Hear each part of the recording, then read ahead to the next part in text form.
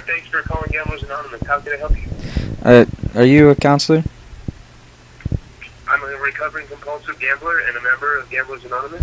And I'm not a counselor. I'm just a volunteer. I see. Well, can I talk to you about some personal things? This is more of an informational hotline about Gamblers Anonymous. Well, this is not sort of a therapy hotline. I can talk to you briefly about your situation and kind of help guide you in the right direction. yeah, that would be appreciated. Okay. Okay. What can I do?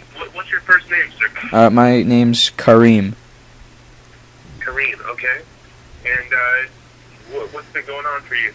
Well, I'm just a little nervous because I'm going to a casino tonight, and well, let me start from here. Do you know the game? Okay, Kareem, let me just stop you right there, okay? Gamblers Anonymous is about stopping gambling, not controlling gambling. Okay? Well, are you interested in stopping gambling? well, yes. Let me start from this place. Well, look, I bought. You aware of the game Call of Duty Black Ops? Yeah. Well, do you own that game? No, I don't play that game. Okay, well, it has this mode on it that you can wager the money you earn in there, and I've recently become addicted to it, and I'm afraid that that's going to happen tonight when I go to the casino. And have you lost a lot of money doing that? Yeah, I mean, I hit level 38, and I didn't even have enough money to buy an AK-47, and it really, that's when it hit me that I had a problem. Okay. And so you want to go to the casino tonight and gamble? Is that what you're saying? Well, my friends invited me along because Shakira is going to be there, and they know I'm in love with Shakira.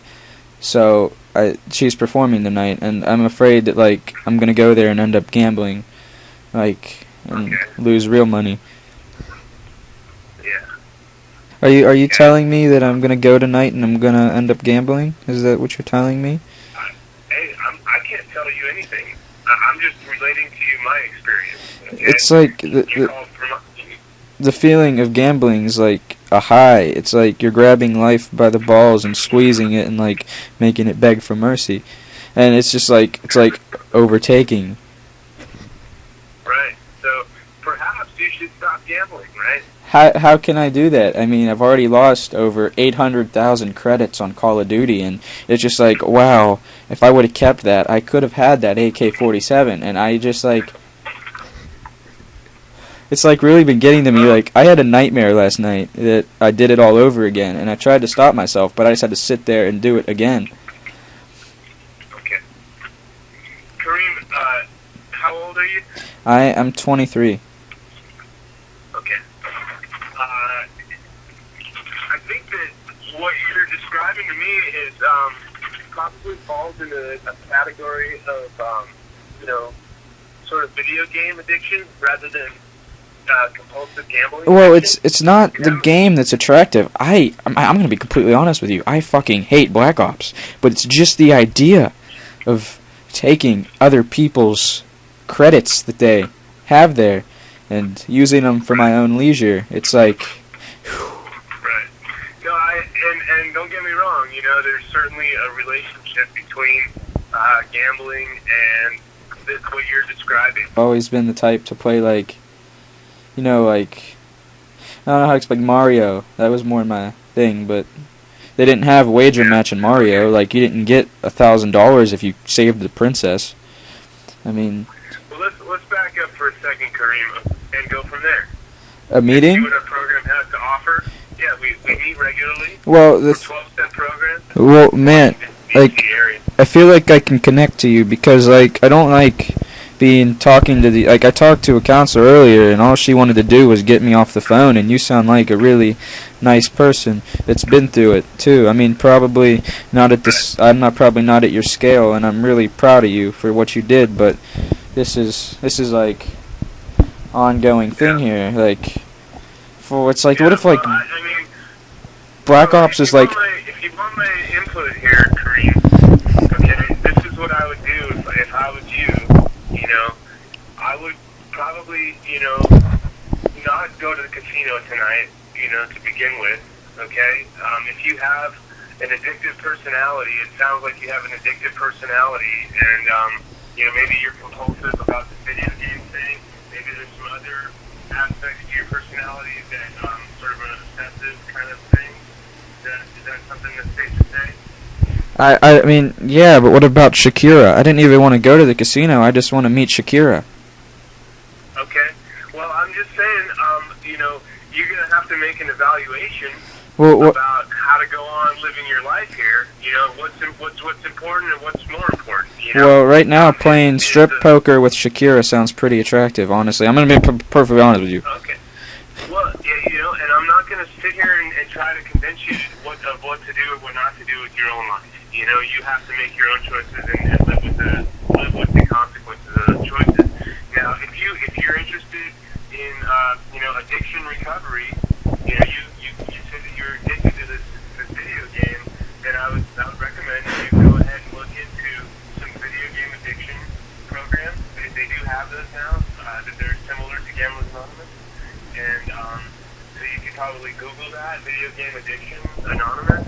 And then, and if you can't find meetings of them, then I would recommend that you come to a Gamblers Anonymous meeting. Well, check that out. the thing is, the difference, I'd feel like a total fool going there because, when people are addicted to video games, they're, pro, and I suck, and am I going to have to, stand up and say, hey, I lost almost 1 million credits in Call of Duty Black Ops, and, these old men are going to start laughing at me because I'm no good. Listen, okay? I suck at wager matches. That's the difference. I'm not very good at Call of Duty. I've been to literally hundreds and hundreds and maybe even thousands of meetings now. That's a lot of meetings. And I've never... Yeah. Well, I've been going since 1997, and so it was real bad for me for a long time. And it took a lot of consequences for me to get willing to go and humble myself and tell my story honestly to these strangers. But what I found is that nobody has laughed at me, nobody has judged me, nobody has made fun of me. Everybody that goes to these type of meetings has a problem, and there's only one person that can make any kind of judgment about your problem, and that's you. Do about 10 prestiges, and it always ends the same way. Me, broke. Yeah. So, once you get tired of that roller coaster, well, think about it, because that's a scary thought. I don't. Well, my baby is due in about 5 weeks, and I don't want him to have an alcoholic as a father. Right. So that's why it's important to get some treatment for this before it becomes your deal. If you think about it, what's the reason why you're spending your entire life in front of a computer playing Black Ops? Well, I mean, there's some sort of emotional reason why you're doing that, right? Well, actually, I needed now that you say something, I used to be a collector of, do you know what Furbies are? Furbies? Sort of.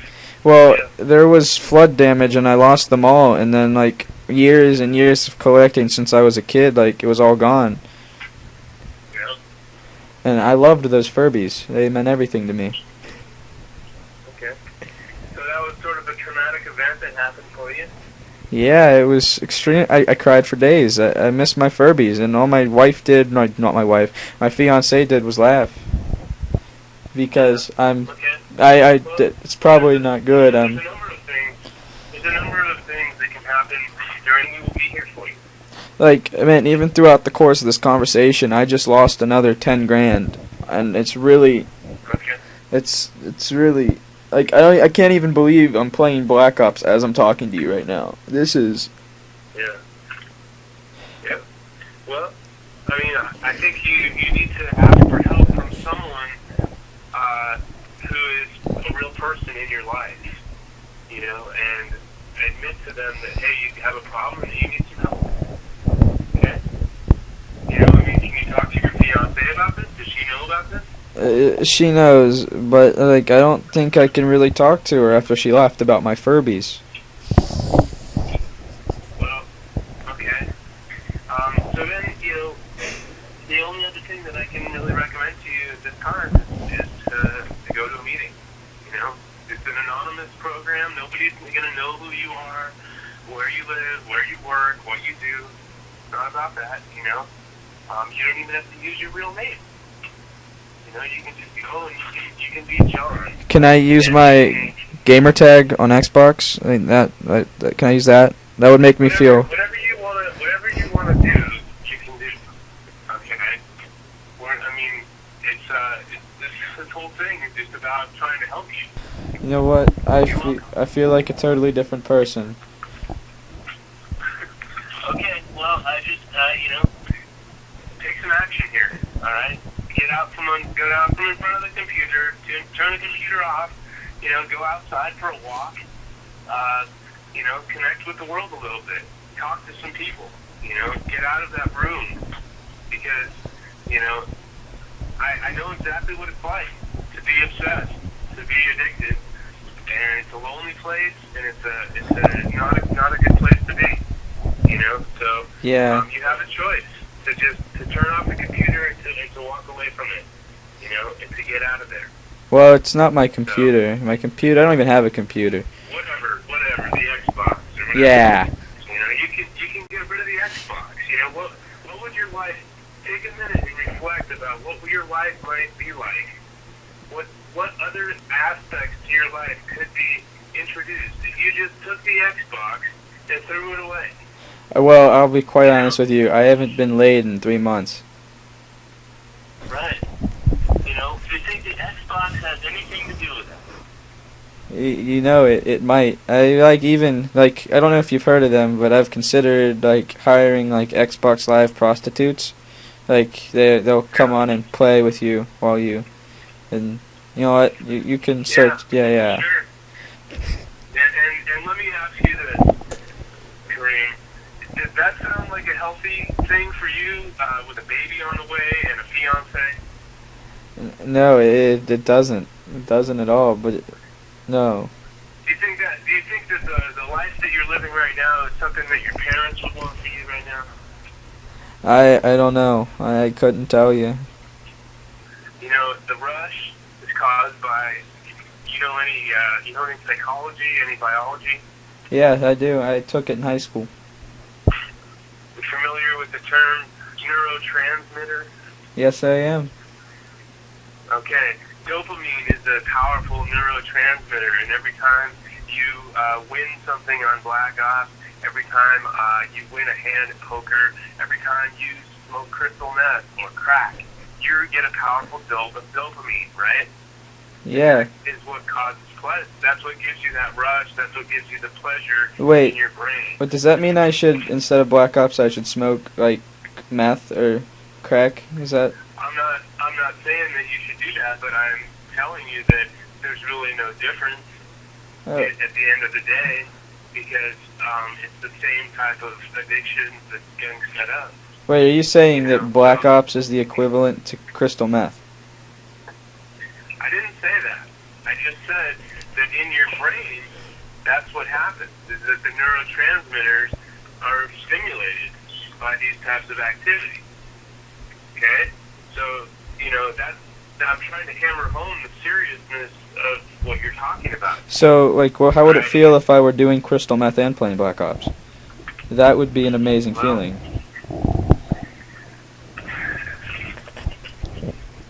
Alright, Kareem, I think we've reached the end of our conversation here, my friend. I don't know that there's much more that I can say to you, because we're just kind of going in circles. Okay. Okay, thank you.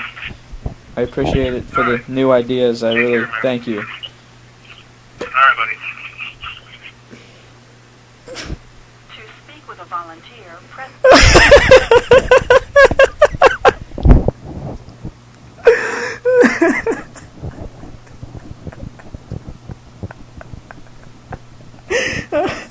Poor guy probably feels terrible.